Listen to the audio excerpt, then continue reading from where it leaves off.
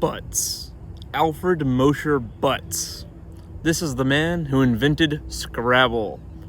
Though earlier, in the year of our Lord 1931, he invented a different game, Lexico, which comes from the Greek lexikos, meaning of words.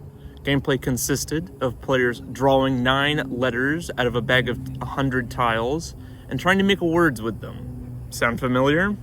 Of course, it wasn't exactly the Scrabble we know and love today.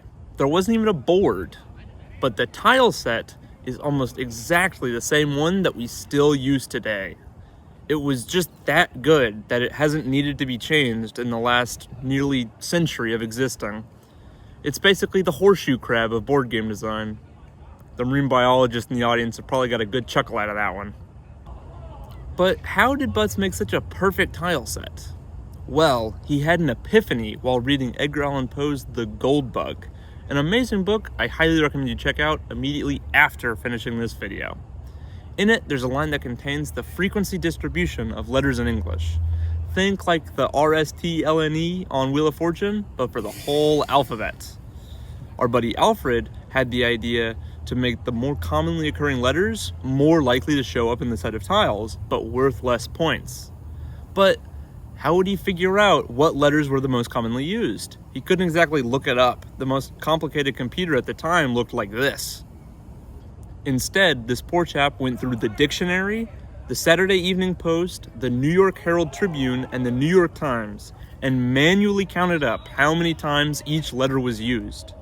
He then made the quantity of each tile proportional to the amount it was used in the study, with 2 exceptions. Exception number 1 is the blank tile, since it wasn't used at all in the corpus that he studied, since it's not a real letter, and he only included it because he correctly thought it would be more fun to have 2 wildcard tiles. The second, more important exception is the S. The S is one of the most common letters in the entire English language, but Alfred nerfed it down to just 4 tiles, the same as the relatively uncommon U. Why did he do this? Well, for the same reason you nerf anything, it was super OP. The S is the most powerful tile, other than the blank, in all Scrabbledom, because of how good it is at forming hooks. There are so many words where you can form a new word just by putting an S in front.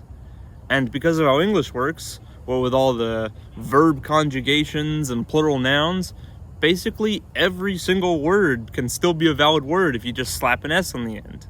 So if you have an S in hand, you can almost always play it somewhere, and usually to score big points. So Mr. Butts decided to nerf it down to just having 4 S's in the game. But I ask you, if the S is so powerful, why isn't it in the highest scoring words in Scrabble, like oxyphenbutazone or kofuxiwovjafukvas? It wasn't until 1938, 7 years later, that he added the whole playing on a board in the form of a crossword thing, calling it crisscross words.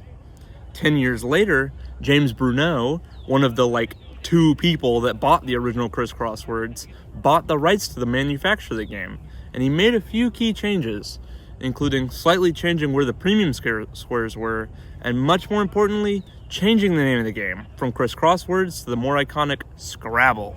I had always thought Scrabble was a made-up word, made to sound like scribble. But that's not the case. Scrabble is actually a real word that means to scratch frantically. That's right, Scrabble is a real word, and you can play it in Scrabble.